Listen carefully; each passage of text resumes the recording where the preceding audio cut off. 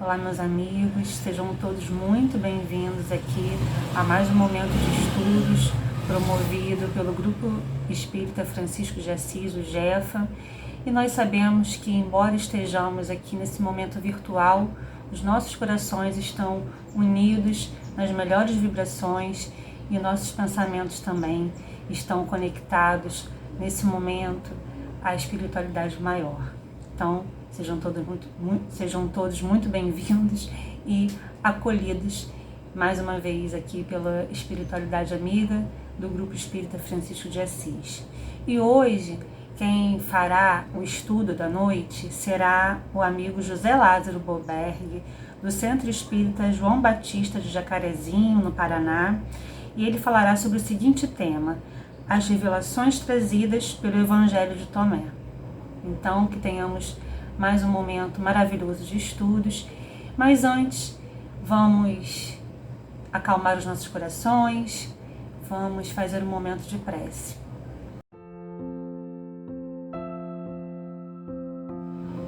E de coração aberto para os ensinamentos de Jesus, que possamos aproveitar cada palavra do estudo de hoje, que possamos trazer o estudo para o nosso dia a dia, que possamos aproveitar esse momento da melhor forma possível, acalmando os nossos corações, oxigenando as nossas ideias, as nossas reflexões, e que caminhando junto, lado a lado, com os ensinamentos do amigo do Mestre Jesus, possamos nos melhorar gradativamente, que possamos agradecer ao dia de hoje, sempre um presente, que possamos também entender que as dificuldades são oportunidades, são bênçãos de aprendizado, que possamos juntos viver mais um momento de estudos e que, mais uma vez, esse momento seja uma gotinha no vasto oceano de aprendizado que nós precisamos, que nós ainda temos nessa longa jornada, que é aprender o verdadeiro amor que o Mestre Jesus veio nos ensinar. Uma boa noite a todos, um excelente estudo. Fique conosco agora e sempre, Jesus, que assim seja.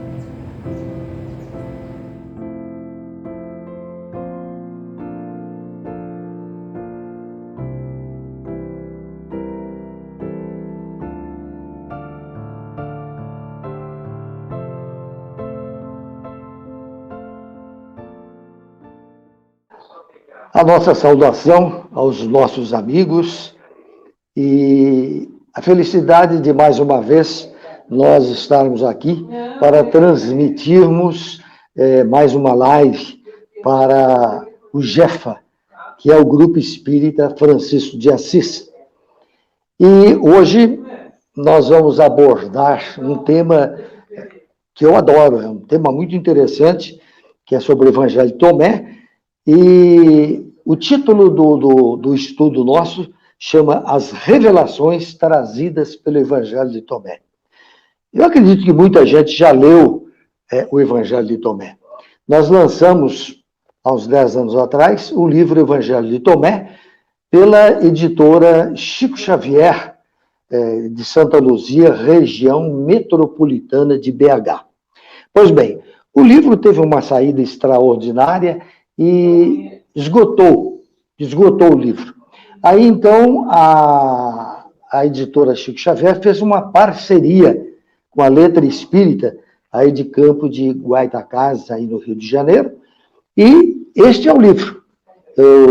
Tem sido muito divulgado pela própria Letra Espírita, e ficou um livro muito mais vistoso, letras mais visíveis,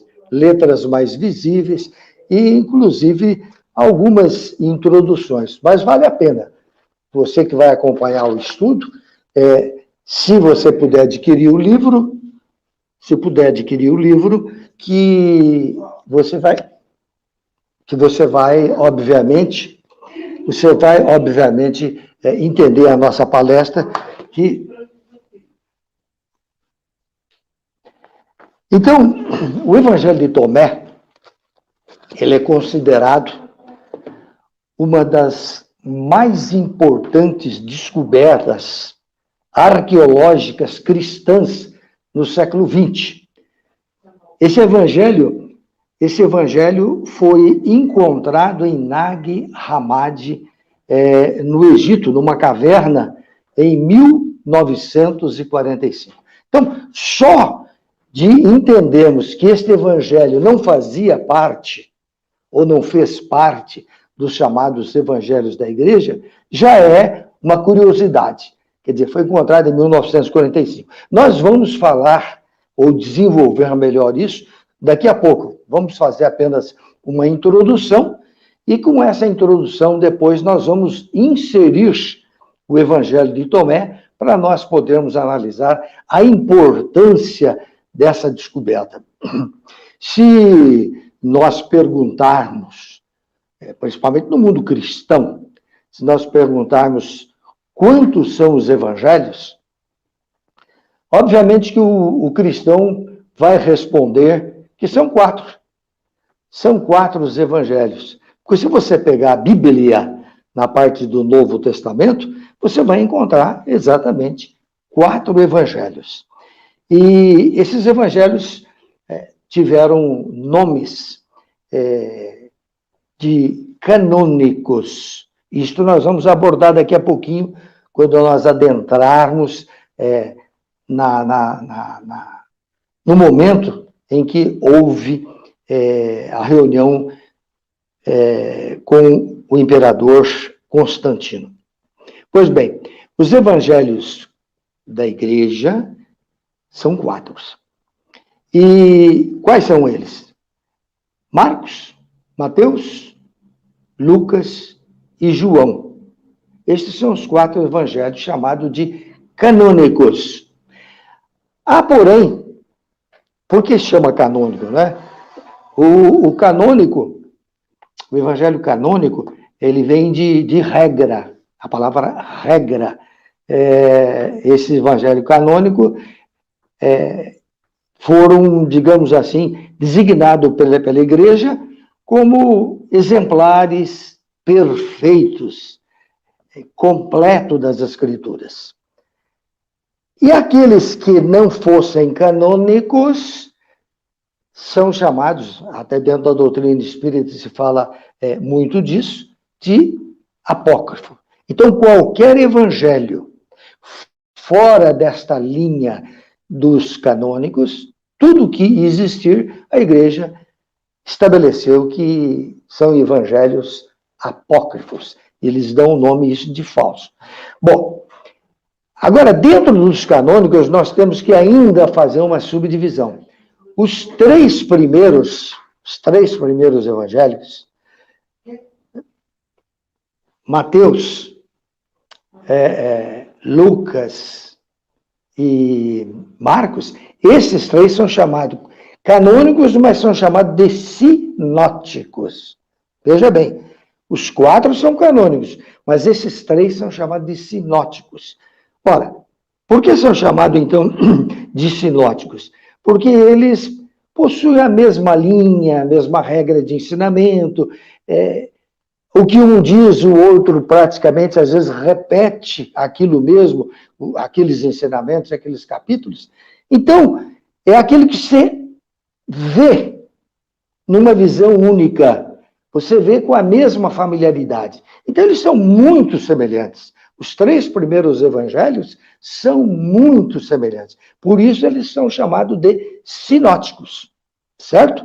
E o último evangelho, atribuído a João, que surgiu no final do século, em torno de 95, já chegando ao início do século II, esse evangelho não é sinótico. Ele é canônico, mas não sinótico.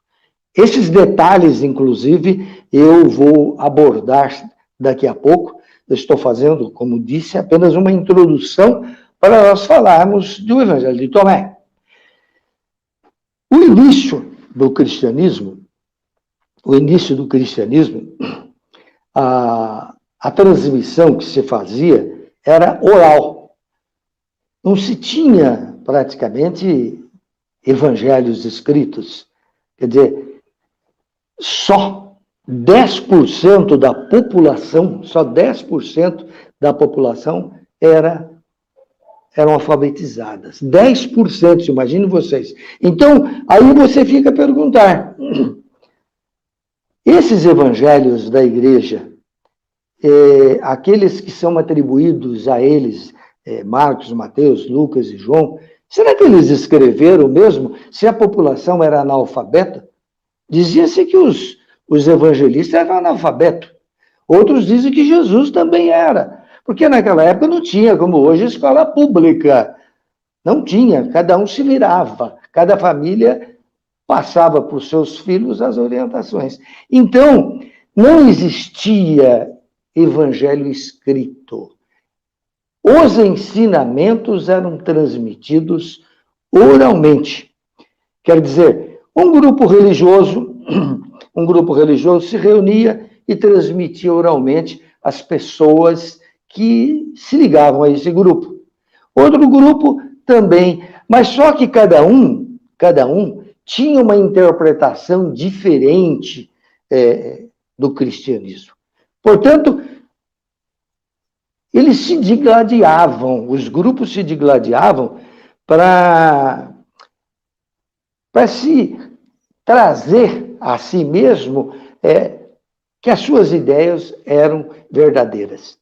Então, entenda bem, na realidade, nós não tivemos só 4 evangelhos. No início do cristianismo, nós tivemos, quem não estudou sobre essa matéria, não pesquisou, nós tínhamos 40, 50 ensinamentos orais sobre os evangelhos. Outros chegam a dizer 100. Então, vejam bem, eram ensinamentos orais, ou ensinamentos de boas novas, porque evangelho quer dizer boa nova. Então, quando você traz uma ideia nova, você diz, essa é uma boa nova. Então, entendamos que não eram apenas 4 boas novas. Não eram apenas 4 boas novas. Bem, no ano de 325 da nossa era, no concílio de Niceia, convocado pelo imperador Constantino, tivemos então este concílio, chamado Concílio de Niceia, e o objetivo era criar uma linguagem única para o cristianismo, sobre o cristianismo, né? Porque era muitas interpretações. E foram selecionados, neste concílio, 27 documentos, e que foram incluídos no Novo Testamento. Imaginem vocês, além do Velho Testamento, depois a igreja introduziu o chamado Novo Testamento. E esse Novo Testamento era composto de 27 documentos que foram selecionados. Este vai para os evangelhos, vai fazer parte, esse não vai, esse vai. Então, dos 27 documentos, 4 constavam os chamados evangelhos canônicos. Uma curiosidade, para quem não tem muita familiaridade, ou só ouve os ensinamentos, não tem familiaridade com os estudos sobre os primórdios do cristianismo. Então, nós vamos perguntar para você, qual é o primeiro evangelho canônico? qual é o primeiro evangelho que, entre estes 27 livros do Novo Testamento, aparece em primeiro lugar? Eu acredito, você que faz estudos do Novo Testamento, que você vai dizer que o primeiro evangelho foi Mateus. Por que eu digo que você vai dizer? Porque na Bíblia traz assim, o primeiro evangelho, Mateus. E depois, na Bíblia, veio o evangelho de Marcos, depois veio o evangelho de Mateus, de Lucas e de João. Isto é que está na Bíblia. Há escritores, inclusive, que eu admiro. Eu tenho tantos escritores que eu admiro, ex-padres, ex-estudiosos da igreja, que dizem peremptoriamente que o primeiro evangelho foi mesmo Mateus.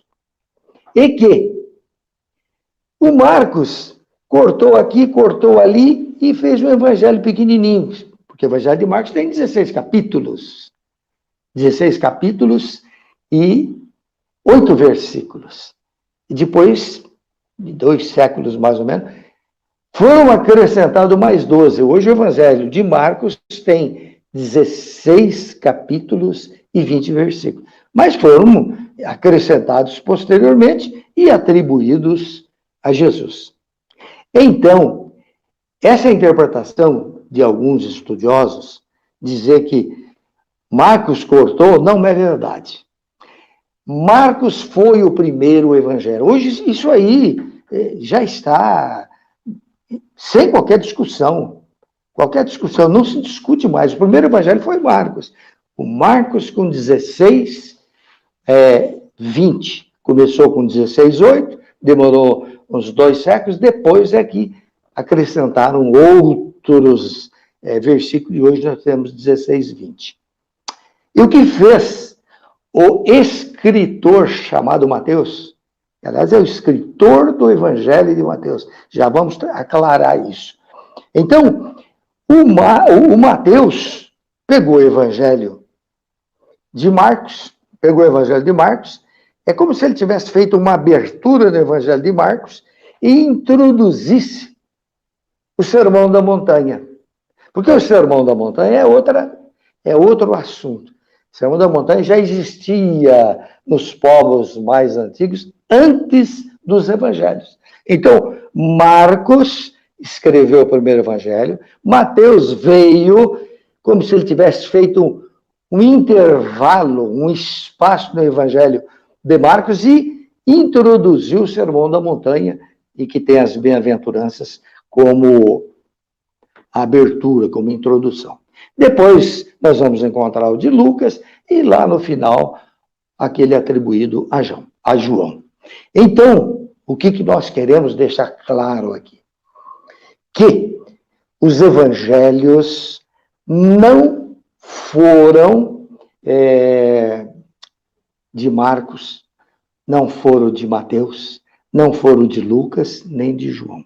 Foram evangelhos anônimos. E o mais interessante, todos escritos em grego. Grego era a língua universal para a época, é como se fosse o inglês hoje. Então, os evangelhos foram escritos em grego. Imagine vocês se os evangelistas sabiam o grego. A linguagem de Jesus e os seus discípulos era o aramaico, era uma língua lá da Palestina. Então, durante todo o primeiro século, nós tivemos um rascunho, uns escritos sem pontuação, sem vírgula, sem interrogação, sem capítulos, sem versículos. Nós tivemos estes documentos que foram passando de um para outro, mas só na metade do século II, é que a igreja resolveu dar nome a esses evangelhos. Esses escritores que nós dizemos que foram evangelistas que escreveram, na realidade eram eram escritores anônimos. Então a igreja, na segunda metade do segundo século, resolveu dar nome a estes evangelhos que nós conhecemos. Então, deram o nome de Marcos, Mateus, Lucas e João. Mas não são eles que escreveram. Isso é uma curiosidade muito importante, né? Muito importante. Eles passaram a receber esses nomes. Tanto é que os evangelhos, você diz evangelho de Jesus, mas na realidade você diz evangelho segundo Marcos, segundo Mateus. Quer dizer, Jesus não escreveu nada também. Jesus não escreveu nada. Então, no ano de 325, é que os evangelhos da igreja foram oficializados lá no Concílio de Nicéia, em 325, pelo imperador Constantino, que reuniu os bispos e vamos criar 4 evangelhos, que são só 4. E esses outros são todos apócrifos. Muito bem. Então, outro fato interessante quanto a essa história do cristianismo é que até o século X, vejam bem, até o século X, não tínhamos, mesmo com o Concílio de Nicéia, nós não tínhamos capítulos. Aliás, no século XIII, no século XIII é que um clérigo inglês, Stephen Langton, para facilitar a leitura dos evangelhos, ou dos 27 documentos que fizeram parte da Bíblia, ele resolveu didaticamente dividir em capítulos. Não tinha capítulo, não tinha versículo. Era um texto corrido. E isto ocorreu no século XIII com este clérigo inglês. E só no século XVI, vejam bem quanto tempo depois, é que um outro escritor chamado Robert Estienne, ele introduziu os versículos. Então, hoje, quando você pega a Bíblia, fala capítulo tal, versículo tal, isto foi introduzido como recurso didático para facilitar os estudiosos da Bíblia. Mas não eram assim. Eram textos corridos. Então, e às vezes, nós ouvimos espíritas, ou talvez cristão de um modo geral, ouvimos dizer o seguinte, que diante desta infinidade de religiões cristãs que nós temos, os estudiosos dizem que nós temos em torno de 40 mil religiões cristãs. Olha, 40 mil religiões cristãs. Então, os estudiosos, ou os frequentadores da igreja, das igrejas, diz que nós tínhamos que voltar aos primórdios do cristianismo. Porque lá era tudo calminho, não tinha briga nenhuma, briga de religião, porque hoje tem briga de religião. Hoje, você sabe, o mundo briga mais por religião, né? Que a minha religião é perfeita, a outra não é. Há guerras, há derramamento de sangue por causa de religião. Quando deveria a religião ser fraterna, as pessoas unirem, não porque pensam diferente, mas deveria ser assim. No entanto, muita gente pensa que os primórdios do cristianismo foi, digamos assim, dos primórdios do cristianismo, era uma religião, um ar de rosas, era tudo bonzinho, os frequentadores se harmonizavam, viviam como verdadeiros irmãos. Não é isso que se tem ideia? Temos que voltar aos primórdios do cristianismo. lê do engano. Se voltarmos ou voltássemos aos primórdios do cristianismo, nós veríamos que haveria, digamos assim, uma divergência enorme entre os grupos cristãos. Nós trouxemos na página 22 do livro, esse que nós estamos falando sobre o Evangelho de Tomé, que nós tínhamos, entre tantos grupos, mas tínhamos 4 grupos famosos na época. Nós tínhamos os ebionistas, os marcionistas, os gnósticos e os ortodoxos. Esses grupos se digladiavam. Não tinha nada de cidadão bonzinho com uma corrente ou com outra corrente. Cada um queria ser o dono da verdade sobre Jesus. Os ebionistas, por exemplo, afirmavam que Jesus não era divino. Jesus não era divino. Mas que era um ser humano de carne e osso, a quem Deus adotara como filho adotivo por ocasião do batismo. Esta é uma das correntes ebionistas. Depois temos uma outra corrente chamada de marcionistas, que era comandado por Marcão. Esta, então, diz que Jesus não era humano. É uma corrente oposta. Jesus não era humano. Jesus não era de carne e osso. E, sim, completamente divino. Jesus era divino. E ele não tinha corpo igual ao nosso. Ele apresentava-se, ele parecia, ou dava a impressão de um ser humano.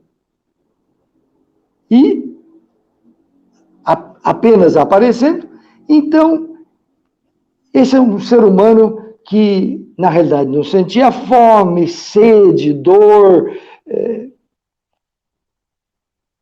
Isto, no Espiritismo, tem uma corrente que fala muito sobre isso, né? Que, na realidade, ele não era verdadeiro, ele já era o próprio Deus. Aliás, Jesus só se tornou Deus em 325. Só em 325, diante de tantas discussões, é que resolveram, numa discussão danada lá no concílio, dizer que Jesus era Deus. Daí para frente que Jesus passou a fazer parte da Trindade, né? Mas não era Deus, né? Jesus é um cidadão como nós, de corpo e alma, lógico, um espírito avante do seu tempo. Isso, pelo menos, é o que nós sabemos pelos estudos dos evangelhos. E tivemos também os gnósticos. Este que é o que dá início para nós, o gnosticismo. Gnóstico. Nós já vamos falar isso aí, esclarecer o que é gnóstico, né? O gnóstico tinha a ideia de que nosso corpo seria uma prisão para o espírito e que nós estamos aqui para desenvolver esse espírito. E Tomé era gnóstico. Tomé era um cristão antes dos evangelhos canônicos. Ele era um cristão gnóstico. Ele era um cristão gnóstico. E vamos ter ainda os ortodoxos. Os ortodoxos são aqueles que nós já nos referimos, que são os canônicos, são os evangelhos da igreja. Os evangelhos da igreja são chamados de ortodoxos. E os evangelhos gnósticos não são ortodoxos.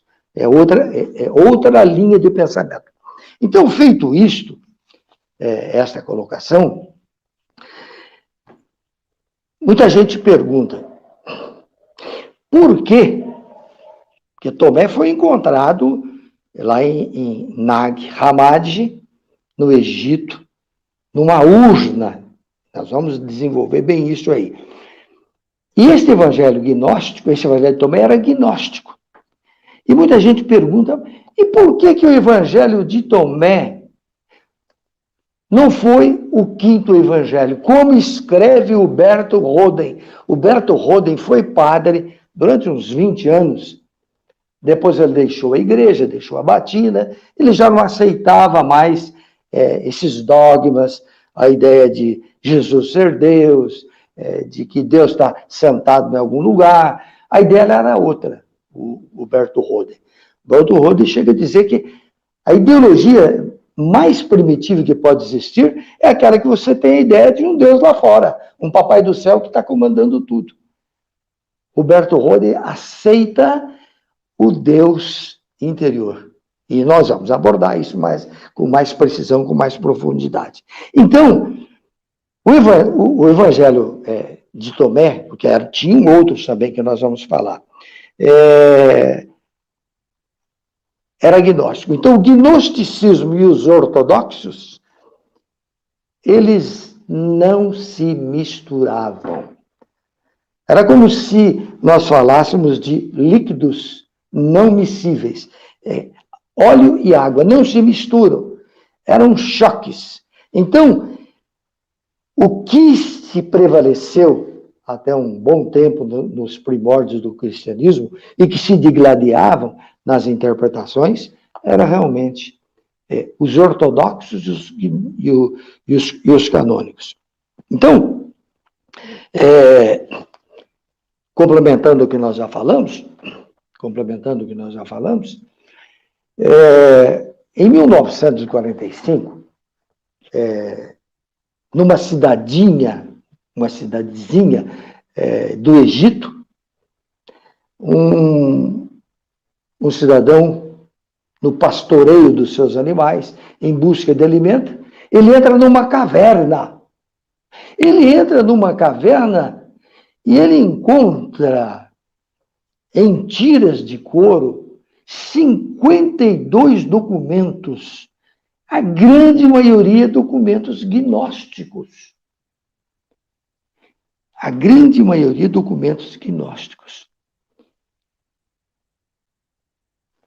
Esses documentos gnósticos, e o qual nós vamos falar apenas de um deles, que é o mais importante evangelho, que é o evangelho gnóstico de Tomé, ele é considerado apócrifo.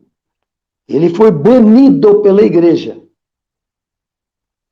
E os estudiosos sustentam que o evangelho de Tomé é o mais próximo dos verdadeiros ensinamentos de Jesus e da igreja primitiva. Então, para nós, este evangelho de Tomé é a largada para nós estudarmos o gnosticismo. Gnosticismo, vamos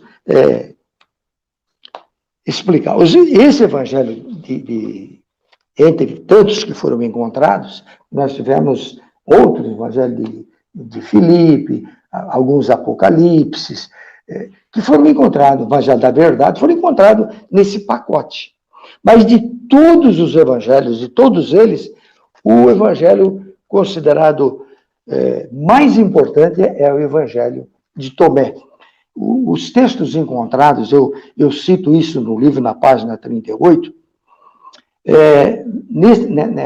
nessa biblioteca, não pense que tinha livros, eram manuscritos e enrolados e presos por tiras de couro. Lá nós tínhamos o Evangelho de Filipe, de João, Evangelho da Verdade, Evangelho dos Egípcios, livro secreto de Tiago, o Apocalipse de Paulo, as cartas de Pedro, de Pedro a Filipe, o Apocalipse de Pedro. Enfim, nós tínhamos vários documentos, todos com ideias gnósticas. Agora, uma curiosidade. Por que será que esses evangelhos apareceram só agora em 1945, em torno de 70 anos atrás? Estes evangelhos eram virginais.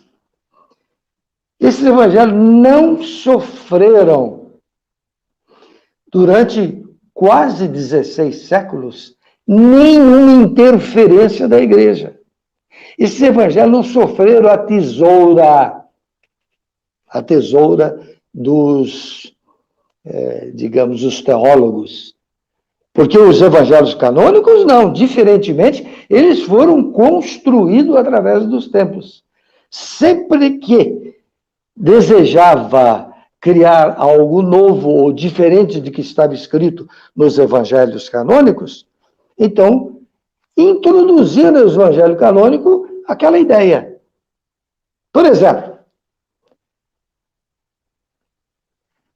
vejam bem,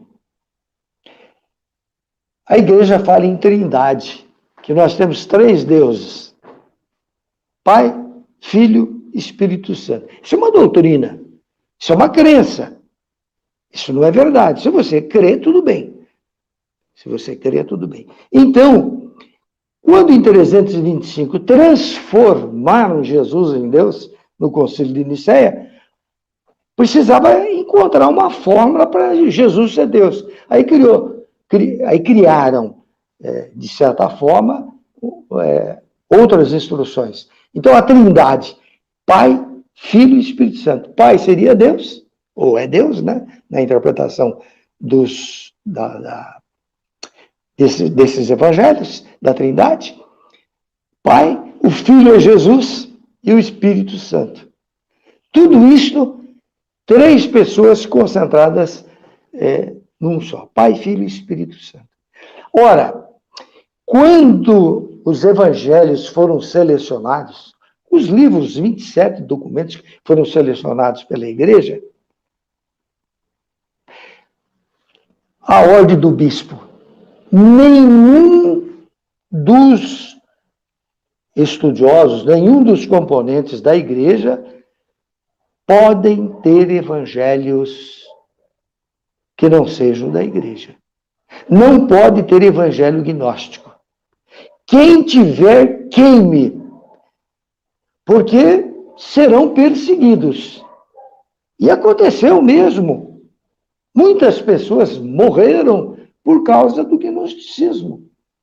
Muitas pessoas foram perseguidas, trucidadas, porque eram gnósticos. E então, segundo os estudiosos como Elaine Pagel, ela diz no seu livro Evangelho Gnóstico, uma estudiosa, ela diz que certamente esses evangelhos encontrados nessa urna, certamente esses evangelhos eram evangelhos queridos de determinada linha da igreja, determinados bispos, que aceitavam o evangelho gnóstico, mas teriam que queimar. O que eles fizeram? Enrolaram, botaram em manuscritos e colocaram na urna e esconderam, porque não queriam que isto acontecesse com os seus evangelhos. Esses evangelhos foi escrito inicialmente em língua copta, que era a língua inicial do povo egípcio. Então, não tinha mais gnosticismo. Foi abafado.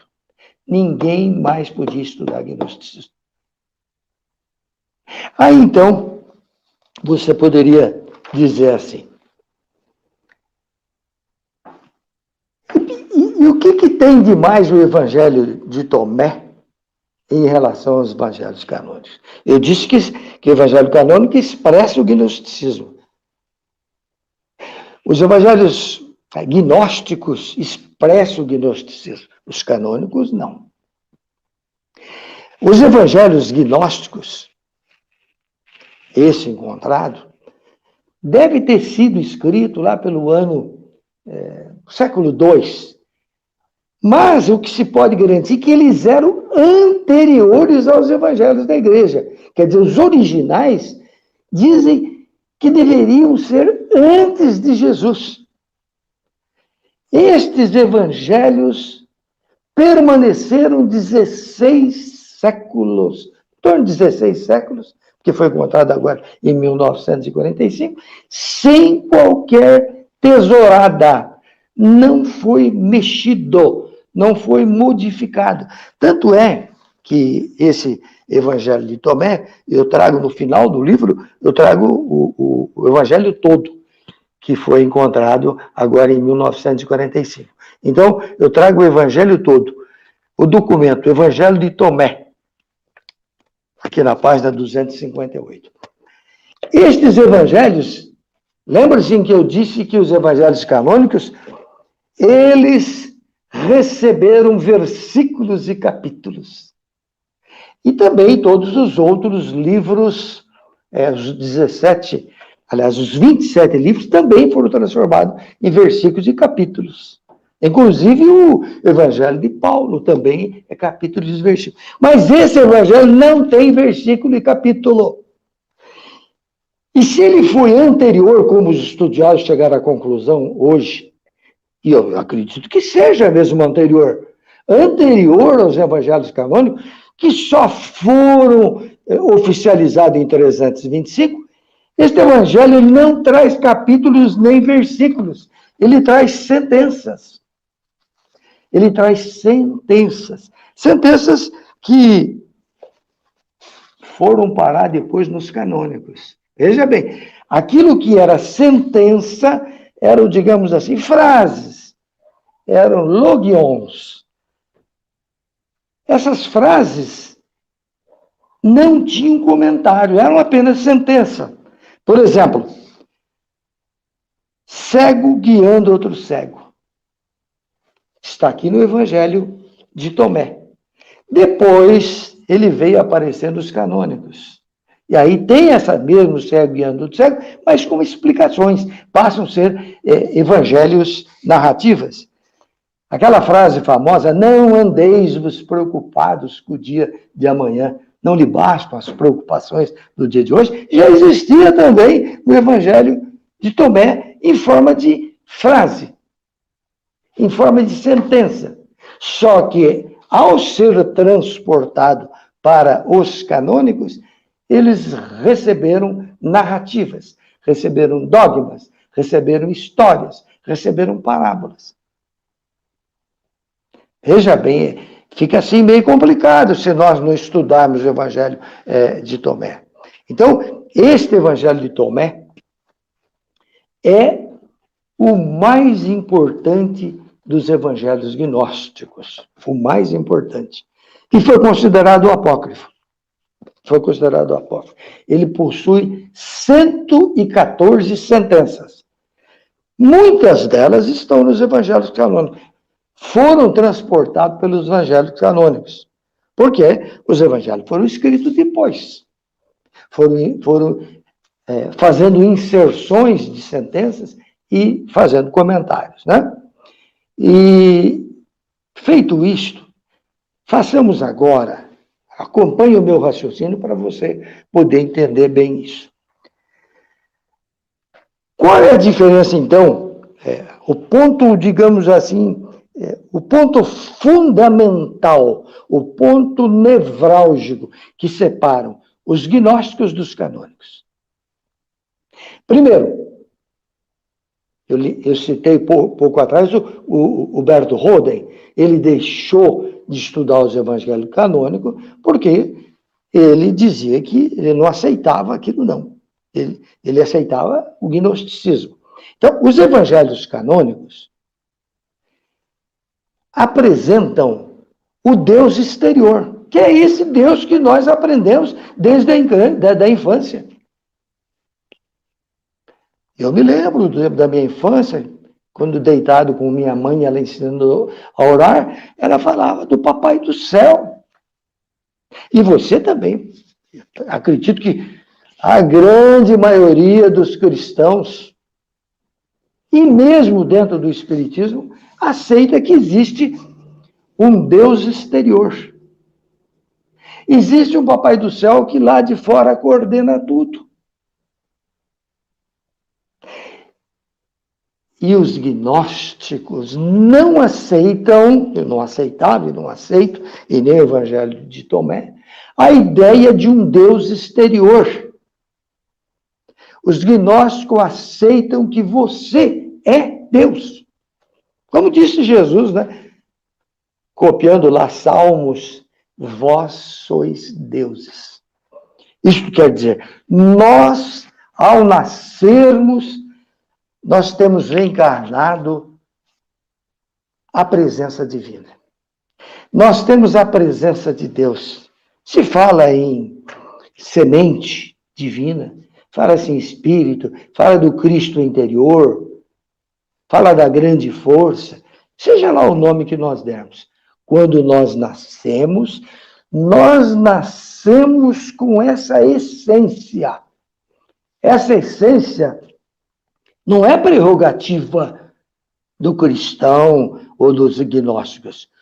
Todos nós, eu, você, a tua família, todos ao nascer trazem esta semente que deverá desenvolver-se. Este é o processo evolutivo. Essa é a diferença, digamos, básica entre o gnosticismo e o canônico. O canônico, você ora para que Deus resolva. Não é isso? Eu vou pedir para Deus, vou fazer a minha oração para que Deus resolva os meus problemas, ou retire os meus problemas. Já o gnóstico, não. Os gnósticos dizem que nós não precisamos de igreja consolidada, não precisamos de bispo, de padre, porque Deus está dentro de você. Enquanto a igreja, os ensinamentos das igrejas cristãs, seriam mais ou menos assim como um cartório que bate o carimbo para você ir para o céu ou ir para o inferno, que não existe nenhum nem outro. Também é crença. Aliás, eu sugiro que você leia o meu livro Crença, que nós já lançamos e vai ser, inclusive, divulgado aqui pelo Jefa no dia 9 de janeiro, segundo nos informou a Marta. Nós lançamos, digamos, uma live sobre o Crença. Então, muitas coisas que nós hoje aceitamos são crenças, até que um dia essa crença cai, e aí você muda. Agora, se você passar a vida inteira crendo em certas fés que nos colocaram na cabeça, você vai passar a vida, vai desencarnar e vai para o plano espiritual e pode ser que você continue no plano espiritual crendo em certas crenças e volta e você pode mudar. Isso nós falamos nesse livro que eu sugiro que vocês leiam e assistam a live. Fica aí já a divulgação. Então, por que você diz assim? O pai, o meu pai, se na realidade Deus não é pessoa? Deus não é pessoa. Deus é uma inteligência suprema e causa primária de todas as coisas, como diz o Livro dos Espíritos, na questão número 1. Deus não é pessoa. Daí você dizer pai, como você diz para o pai terreno, você fala pai para um Deus como se fora pessoal. Mas Deus é uma energia cósmica. Deus é representado pelas leis do universo. Deus está presente nas leis do universo. E as leis do universo, não adianta você orar para elas e pedir isto ou aquilo, porque elas não vão mudar. As leis naturais, que são chamadas no Livro dos Espíritos por leis de Deus, elas não mudam nunca. Não vai ter peninha de você. Porque as leis são eternas, são imutáveis, são perfeitas. Elas não mudam. Ora, se as leis não mudam, quem que tem que mudar? Você, porque você traz a força. Olha o He-Man aí. Eu tenho a força. E todos nós temos esta força, que é a força divina em nós. Todos nós possuímos essa força. Então, Kardec dividiu, lá no Livro dos Espíritos, em 10 leis, acompanhando os 10 mandamentos. Mas ele não disse que terminou aí. Existem outras leis e nós vamos descobrindo. Nós vamos descobrindo outras leis universais que existem na natureza. Por exemplo, quando eu falo da força da gravidade é uma lei. Não foi criada pelo homem. É uma lei da natureza. O que adianta você rezar para a força da gravidade, querendo que ela te responda? Ela não vai te responder. Você que tem que se adaptar à lei da gravidade. Dá para entender isso? Então, eu conto nesse livro meu aí, o caso de 3 pessoas num morro, lá no alto. Uma super espiritualizada, o outro meia boca, e o outro um pouco ligando pela vida. Se os 3 pularem de lá, os 3 vão se espatifar no solo. Por quê? Pela força da gravidade que atrai o centro da Terra. Então, a lei da gravidade não vai mudar, que é uma lei. Eu é que tenho que adaptar a ela. Agora, se você quiser pular lá do morro de paraquedas, ou outros mecanismos em que você é amparado, asa delta, tudo bem. Então, o que nós temos que fazer é nos adaptarmos às leis. À medida que nós vamos adaptando às leis, nós vamos crescendo em espírito e verdade. Então, vou citar aqui uma frase de um padre. Ele diz o seguinte: ele foi padre, abandonou a batina. Ele diz o seguinte: a frase atribuída a Jesus: sem mim nada podeis fazer. Quer dizer, a ideia de que Jesus intermedia e leva para o céu. Ele diz que isso é uma expressão inculcadora de dependência. Você depende, você não é independente. O gnosticismo ensina a independência. Você é independente para fazer ou não fazer. Você é detentor do livre-arbítrio. E tem até música, né? Uma música evangélica que diz assim: um padre: o que é que eu sou sem Jesus? Nada, nada, nada. Diz a música. Bom, mas e o cidadão, se não for cristão? Como é que fica? Se ele for budista? Se for lá de Maomé? Eles nem sabem, nem se preocupam com isso. Então, o que eu sou sem a minha potência divina? O que eu sou sem Deus em potência em mim? Isto sim. Agora, homens surgiram, homens avançados no tempo como Jesus, não foi para resolver o nosso problema, dizendo, como essa frase que foi colocada: sem mim nada podeis fazer. O próprio Jesus, em frases que são colocadas no Evangelho, diz assim, que nós podemos fazer tudo que ele fazia, o que ele faz, igualmente. Quer dizer, eu posso fazer tudo. Isto quer dizer, todos nós temos a faculdade de dar plena expansão à nossa potencialidade, à nossa luz. Desenvolva a sua luz, desenvolva a vossa luz, disse Jesus. Quer dizer, é você. Ele não diz: eu sou o único caminho da verdade da vida. Não, o divino é o caminho para a verdade e para a vida. O gnosticismo. O eu divino é o caminho para a verdade e para a vida. Então, resumindo, porque essa frase já existia. Lá em Krishna, 5 séculos antes, Krishna já dizia: eu sou o caminho, a verdade, a vida. Já existia essa frase. Então, o que Jesus nos ensinou é que cada um assuma a sua responsabilidade, que cada um faça por si, desenvolva a sua força. E é isto que o gnosticismo nos ensina. É isto que Tomé nos ensina. Ensina que nós temos que trabalhar para desenvolver a nossa capacidade, para desenvolver esta luz que está imanente em todos nós. Então, a igreja, em relação aos gnósticos, dizia que os gnósticos são heréticos. O que é herético? O que é heresia? É quando você é contra alguma coisa de uma crença consolidada. Então, os gnósticos dizem que quem foi herético foram os canônicos da igreja. Porque o gnosticismo já existia antes. Já existia antes.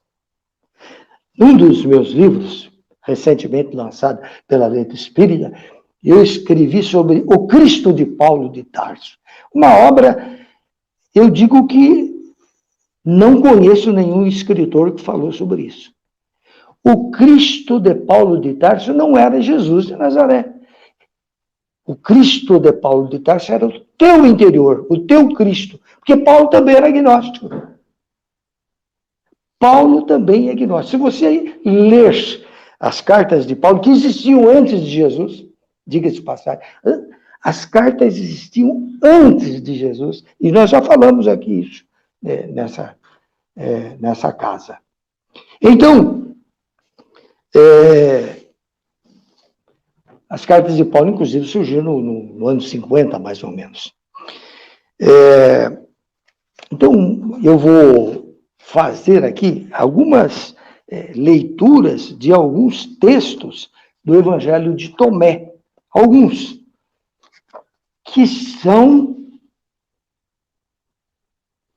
sentenças e que também, como Paulo, é da primeira fase, antes dos evangelhos. Eu vou ler algumas aqui, só para a gente relembrar os canônicos. Essa frase do Evangelho de Tomé, na sentença 31, ele diz assim: nenhum profeta é aceito em sua cidade, nem pode um médico curar os que o conhecem. Isso está lá no Evangelho de Mateus. Mas só que aqui é apenas uma sentença. Nenhum profeta é aceito em sua cidade. Inclusive, Jesus não fez muito milagre na sua cidade, porque o povo não acreditava nele. Está lá no Evangelho. Mas isto já existia, essa frase. A outra frase, 34. Quando um cego guia outro cego, ambos cairão na cova. Isto está como sentença. Está como sentença. Depois vai para os evangelhos canônicos e tem introdução de dogmas, introdução de rituais, introdução muitas vezes até de parábolas. Tá? Outra frase. Não andeis preocupados da manhã até a noite, diz o Evangelho de Tomé. E da noite até a manhã, sobre o que haveis de vestir. Só que no Evangelho, o de Mateus, que é canônico, ele já teve uma outra roupagem, foi escrito numa interpretação melhor. Então, há um comentário, há uma narrativa. E no Evangelho de Tomé não tem narrativa, só tem frases. Outra que a gente conhece, tão famosa: atire a primeira pedra quem tiver sem pecado. Esta é uma frase que você encontra no Evangelho, no Evangelho de Tomé, e mesmo no Evangelho que também vem antes dos Evangelhos canônicos. Atire a primeira pedra quem não tiver pecado. E essa é aquela história da mulher que foi pega em adultério. E aí, a frase colocada na boca de Jesus é que atire a primeira pedra que tiver sem pegar. Aí todo mundo afastou. E aí ficou Jesus e ela, sozinho. Quem viu? Quem escreveu? Ou vocês verem que são interpretações, só os dois. Aí disse que Jesus teria dito: mulher, quem te condenou? Ninguém, não tinha mais ninguém, todo mundo fugiu. Ele diz: eu também não te condeno. Vá e não peques mais. Quer dizer, vá e não erres mais. Vá e continue a tua vida, como o gnosticismo ensina. Os nossos erros são formas de nos ensinar a aprender. Quando eu erro, daqui a pouco eu acerto. Quando eu acerto, eu crio rede neural que vai para o piloto automático. Formam-se hábitos. Kardec disse que educar é formar hábitos. Hoje, na linguagem atual, nós dizemos que a rede neural é formada de hábitos. Toda a rede neural, ela fica fixada na nossa mente, porque transformou em hábitos. Outras, não se colhem uvas em espinheiros, nem filhos em abrolhos. Está lá no 45. Também vai aparecer no Evangelho Canônico. No Evangelho de Tomé, traz: quem não odiar seu pai e sua mãe não pode ser meu discípulo. Quem não odiar os seus irmãos e suas irmãs não é digno de mim. Isto vai aparecer no Evangelho Canônico. Isto mostrando, como nós temos o nosso tempo esgotando, isto mostrando para você a importância de nós estudarmos o Evangelho gnóstico. Eu confesso a vocês que eu era agnóstico. Eu já entendia que nós somos deuses. Quando eu comecei a escrever o meu primeiro livro, eu já apresentava a ideia gnóstica. Só não tinha conhecimento do gnosticismo, que passei a estudar só mais tarde, após conhecer os livros do Hermínio Miranda, em que ele fala também do gnosticismo. Depois estudei outros livros de autores estrangeiros e tal. Então, hoje eu me identifico como cristão gnóstico. Eu sou o autor da minha vida. Até quando você faz uma oração pedindo por um Deus exterior, na realidade você está fazendo um protocolo na tua mente. Você está plantando aquilo que quer que aconteça. E se você repetir aquele pensamento de forma positiva, gradativamente aquilo vai fortalecendo nas redes neurais e daqui a pouco você faz normalmente. Aí você diz: oh, Deus me ajudou, foi Jesus que me ajudou, foram os Espíritos. Não, foi você, porque você tem a força. Porque você é o Cristo, como diz Paulo. Você tem o Cristo. Quer dizer, todos nós somos os autores das nossas vidas. Não estou dizendo para não orar, não é isto. Eu tenho um livro que chama A Oração Pode Mudar Sua Vida. Eu explico bem isso daí. Quando você tem pensamentos positivos, quando você pensa no bem, insiste em pensar, surgiu um pensamento negativo, chute, joga para lá, substitua por um pensamento positivo, mas isso insistentemente. Pode testar, eu faço isso. Quando eu tenho um pensamento negativo, eu mudo a minha mente, crio uma outra ideia positiva e fixo na ideia positiva, vai enfraquecendo a rede neural negativa e eu passo a pensar positivamente, porque nós somos o que pensamos. Você é o que você pensa. Então, quando você acorda cedo, com a mente carregada, nervoso, o dia de hoje vai ser ruim, eu vou enfrentar isto, eu vou enfrentar aquilo, você prepara as células para isso aí, porque você pensa que vai acontecer, as células dizem: bom, ele está pensando isto, eu vou pensar assim.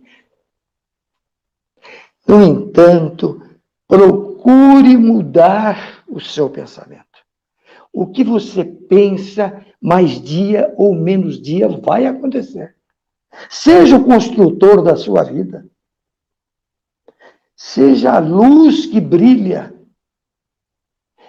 E como cristão gnóstico, depois que eu conheci o gnosticismo, eu escrevi o Evangelho de Maria Madalena, que é gnóstica. Eu escrevi o Evangelho de Judas, gnóstico. Também foram encontrados lá no deserto. Escrevi esse Evangelho de Tomé, escrevi o Evangelho que fala sobre os primórdios do cristianismo. Escrevi o Cristo de Paulo de Tarso. Todos gnósticos. Então, eu me considero hoje, assumo, eu sou um cristão gnóstico. Eu sou o artífice da minha vida. Como você também é.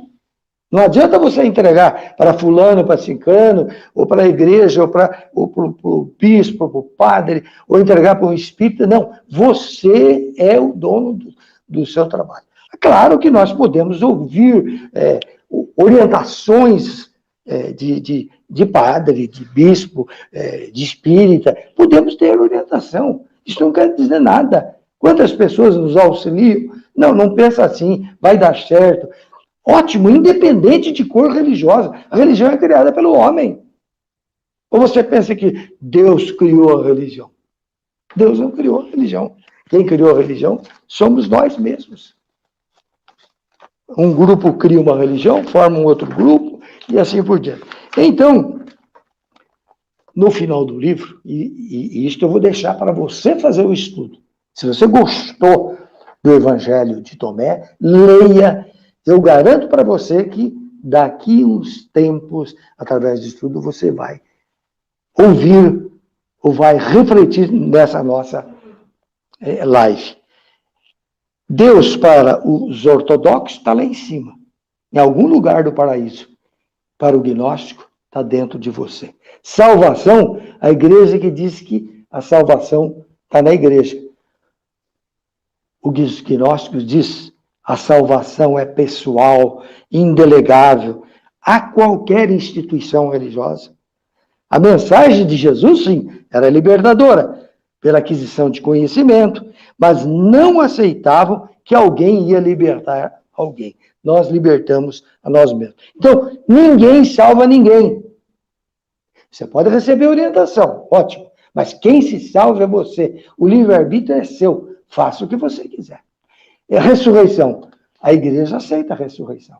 E olha, até no Espiritismo tem muita gente que aceita que Jesus foi de corpo e alma para o espaço. E Kardec já ensina isso. Kardec já ensina isso nas suas obras da codificação, que ressurreição é do espírito, não do corpo. O corpo volta, um conglomerado atômico volta para a Terra, vai movimentar outros corpos. E os gnósticos dizem o seguinte: é sempre a ressurreição do espírito.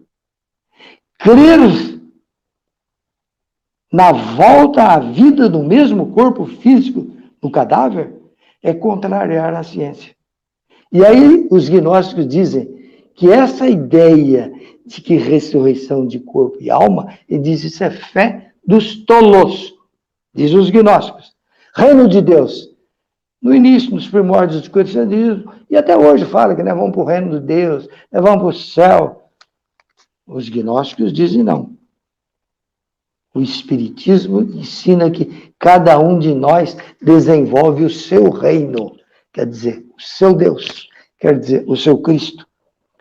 A igreja diz que quem criou, quem fundou a igreja no cristianismo foi através do Pedro, que Jesus teria entregou a Pedro essa responsabilidade. Os gnósticos não aceitam isso, e nem Tomé, né, que era gnóstico, que Pedro foi assumiu Pedro essa posição. E Pedro, inclusive, tornou-se papa depois, né? Sabia disso? Pedro foi o primeiro papa, mas ele nem sabia disso. Se o Pedro, com aquele roupão dele, aquele sandalhão, aparecesse hoje no Vaticano, ele não entraria lá, não. Céu e inferno, a teologia criou que existe céu e inferno.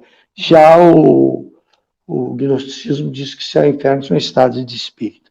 Trindade, a igreja diz que tem trindade.